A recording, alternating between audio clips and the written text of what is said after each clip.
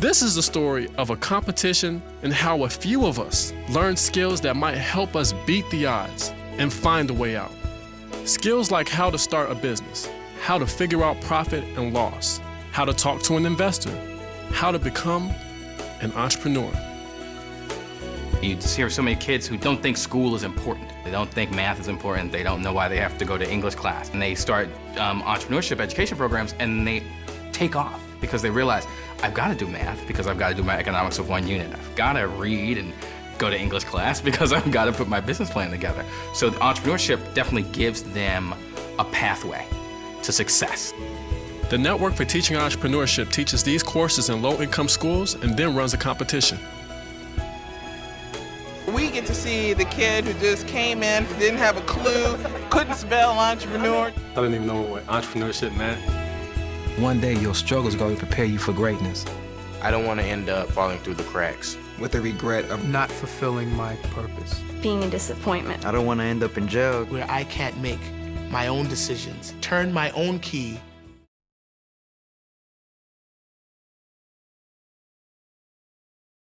Making the world more beautiful is the basic idea behind this new charter school on the Southwest Side. It's called the Academy for Global Citizenship. It's only been around since August, and it's the brainchild of Sarah Elizabeth Ipple. We are the first Chicago public school really to be incorporating environmental sustainability and wellness education along with global engagement and connecting kids with the world. They take the word global quite literally. Today, these first graders are talking by computer to one of their own teachers who's now doing environmental research digging beneath the Arctic Circle. What did you find down there, Mrs. Ellis? Fascinating stuff for 5- and 6-year-olds. I never knew about climate change, and I never knew that polar bears drink milk from their mom. Speaking of food, even the meals are learning experiences for these young ecology buffs.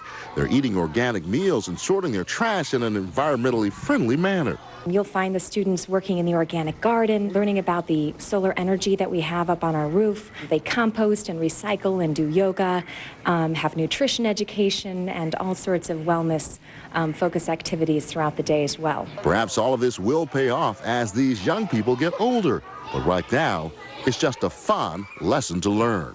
Because we want to help the earth.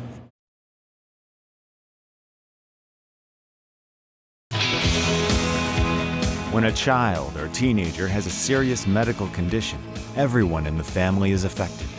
For over 20 years, Starlight Children's Foundation Midwest has dedicated itself to helping seriously ill children and their families cope with their pain, fear, and isolation through entertainment, education, and family activities. With programming both in and out of the hospital, Starlight provides ongoing support to over 200,000 children, parents, and siblings annually. These programs have been proven to distract children from their pain and connect families facing similar challenges so that no one feels alone. Starlight does make the hospitalizations a lot easier. The hospital that Quantel goes to, Starlight has donated what they're called fun centers that can come to him, and he will request that they not put the IV in his remote control hands because he has to be able to do the games. Yeah. Most kids don't like to see doctors or anything like that, but when they're in the hospital and Starlight comes by and they give them toys or a movie or anything, it just makes their experience a little bit more tolerable. We were introduced to what I call the upside of the diagnosis, like the sense of community, the sense of fun, the sense of kind of, oh, we belong within this illness, in this situation, we belong somewhere.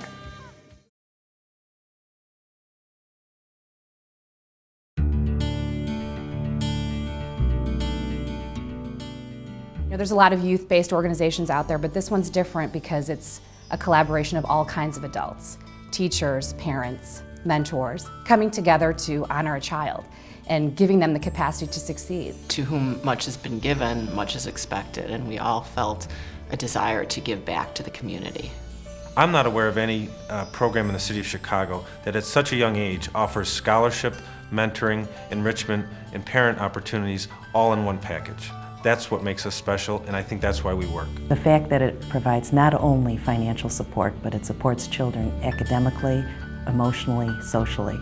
And I think the mentoring piece with the Big Sibling Program is key.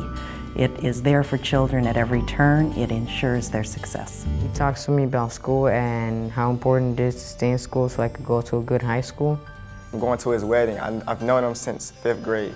He's my friend forever, and I can talk to him anytime about anything. My relationship with her has always been the best because I can really confide in her in all my aspects of life, whether it be school, whether it be little boy troubles or family problems or anything.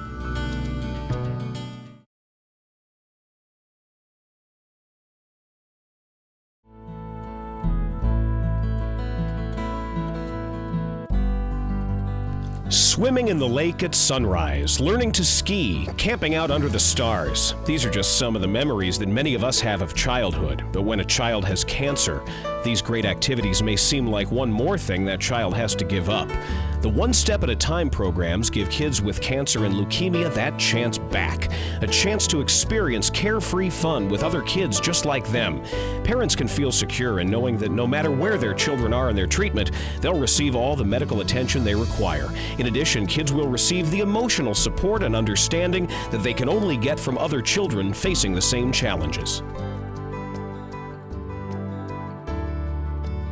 The staff is made up, luckily now, of about 30 to 40% of long-term survivors, former cancer patients who were campers at one time and now are staff members. And the remainders are family members, medical people who are used to dealing with these kids on a different basis, and certain volunteers who we've picked up throughout the years who just come to love the place as much as the rest of us have. And I really feel that camp saved my life. And it's amazing to now be a counselor and tell these kids I was in your shoes one day and now I'm here and I'm okay, and you can do the same thing.